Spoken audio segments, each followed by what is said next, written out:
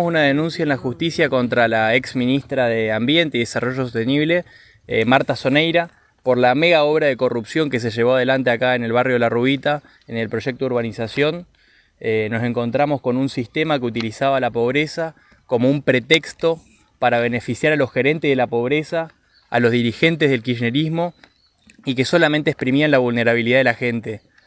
En el año 2021, Alberto Fernández y Capitanich hacen un anuncio de la urbanización del barrio que solamente tenía como único objetivo al final del día beneficiar a estos gerentes de la pobreza que le respondían políticamente a ellos. Para esto que nosotros vemos acá atrás, elegimos esta ubicación porque estas viviendas que nosotros podemos ver acá atrás destinaron a precio de hoy 37 millones de pesos, y nosotros podemos ver el avance, y estas viviendas tienen preadjudicatarios incluso. Para este programa se gastaron 4.200 millones de pesos, 4.182 millones de pesos para ser más preciso. Tenían que hacer 170 viviendas, de las cuales solamente terminaron 15, de las cuales solo 5 tienen acceso a los servicios básicos. Solamente 5 de las 170 viviendas tienen acceso a todos los servicios. Si ustedes miran después para allá, van a poder ver las viviendas que solamente muy pocas tienen tanques de agua incluso. Esto terminó con que terminaron entregando viviendas que no tenían techos, no tenían aberturas, no tenían contrapiso, no tenían ninguna condición de habitabilidad. Y estas entregas las hicieron en el operativo Retirada que nosotros hablábamos. Pero no es eso solamente lo más grave.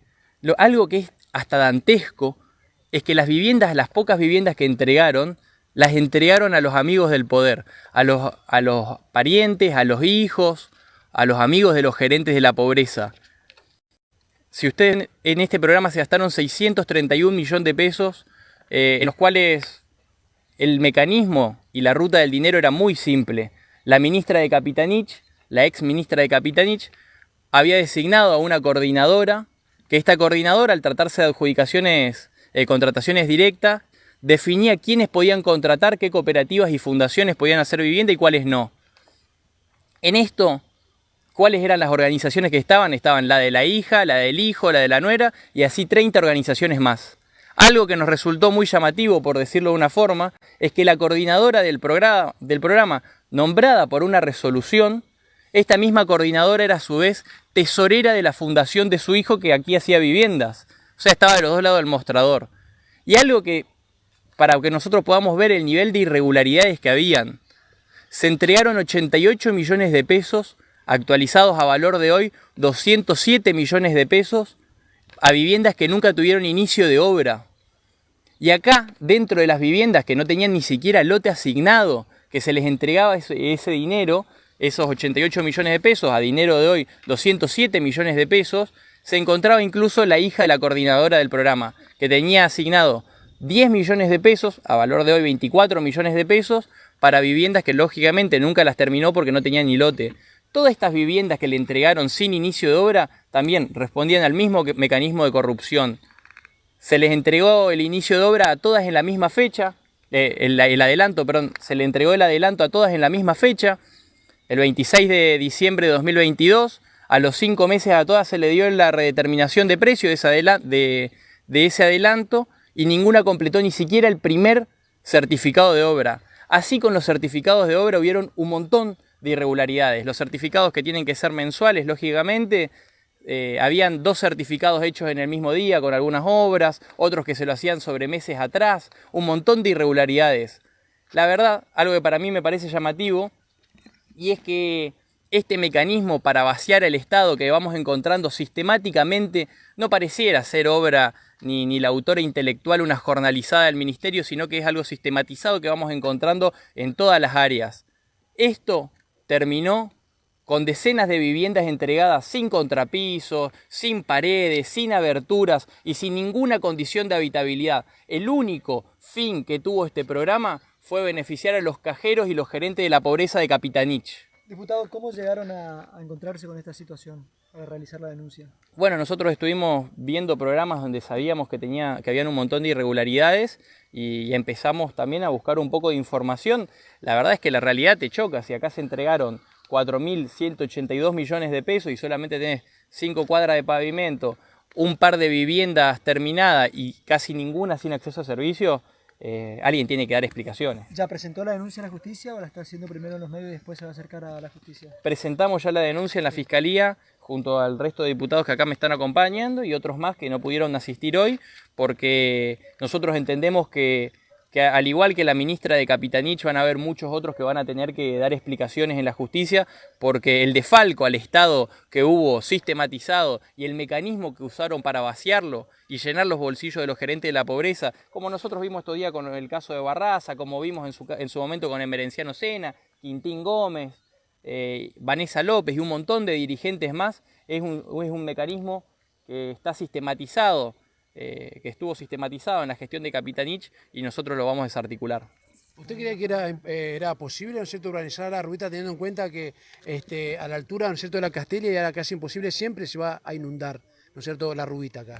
Esto era algo, digamos, una presentación, era como si fuese una cortina de humo. ¿Cómo lo ve? Creo que si se hiciera un proyecto serio podría hacerlo. Esto no fue un proyecto serio. De hecho, hubieron un montón de problemas por la mala planificación que tuvo el proyecto, que venía uno, ponía el caño, después venía otro, rompía para hacer la vereda, para lo que sea. Entonces hubieron muchos problemas en el programa. Hemos hablado con gente que trabajó en este programa y nos contaron el nivel de problemas por la falta de planificación, porque en ningún momento parece haberles importado, si uno ve la impericia que hubo, en ningún momento pareciera haberles importado que se urbanice el barrio, sino que lo único que importaba era beneficiar a los gerentes de la pobreza, como ya vimos sistemáticamente. ¿Qué va a pasar con estas viviendas? Bueno, esto ahora hay que esperar que la justicia avance con la investigación. Realmente creo que ahora va a estar un poco... Ya las viviendas fueron entregadas. Esta vivienda que nosotros vemos acá atrás está preadjudicada y... No vemos habitantes.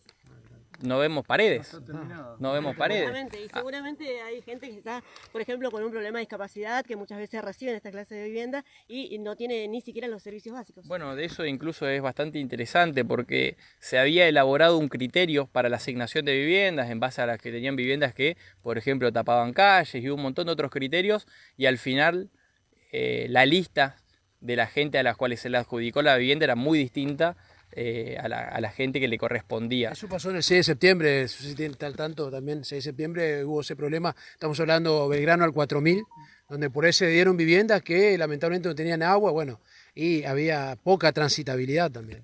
Sí, realmente es un problema que fue sistematizado, por eso nosotros hablamos de este mecanismo que utilizó la gestión anterior, este mecanismo para el vaciamiento del Estado, este mecanismo para beneficiar a los gerentes de la pobreza y este mecanismo que fue lo que hizo que jueguen con la ilusión de la gente, con el sueño de muchos de tener su vivienda propia y al final del día lo único que terminaron con los bolsillos gordos fueron los gerentes de la pobreza y la gente sin viviendas. Diputado, ¿qué medidas esperan que se tomen después de esta denuncia?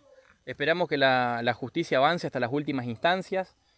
Nosotros hemos denunciado a todos los responsables directos que tenían responsabilidad administrativa por este programa y nosotros esperamos que la justicia avance hasta la última instancia. Realmente esto no puede avanzar hasta que la justicia resuelva la situación, por lo cual nosotros vamos a estar aportando también más información. Hicimos una investigación muy profunda para poder llegar al fondo de todo esto. Hemos leído centenas de actuaciones electrónicas y demás para poder entender bien cómo funcionaba el mecanismo de desfalco del Estado y bueno, así que esperamos que la justicia lo pueda resolver y que lleguen hasta las últimas instancias con los responsables. ¿Aproximadamente tienen un tiempo considerado en cuánto podrían darle alguna respuesta? No es, eso es una competencia de la justicia. Y que sí te declarar la justicia también, eso es muy importante. Sin duda esperamos que lo haga, esperamos que la justicia lo cite a declarar y te digo, alguien tiene que hacerse responsable de que 170 viviendas tenían que entregarse y solamente se terminaron 15 y después a mucha gente le entregaron viviendas como estas que vemos nosotros acá atrás. ¿Los vecinos se acercan a hablar? ¿Pueden comentar alguna situación? Sin duda, esto está abierto. Nosotros hemos hablado con bastante gente en este proceso de investigación. Venimos en este enero, al igual que trabajando en otras investigaciones, pero estuvimos entrevistando también gente damnificados por esta situación, gente a la cual ilusionaron y jugaron con su ilusión.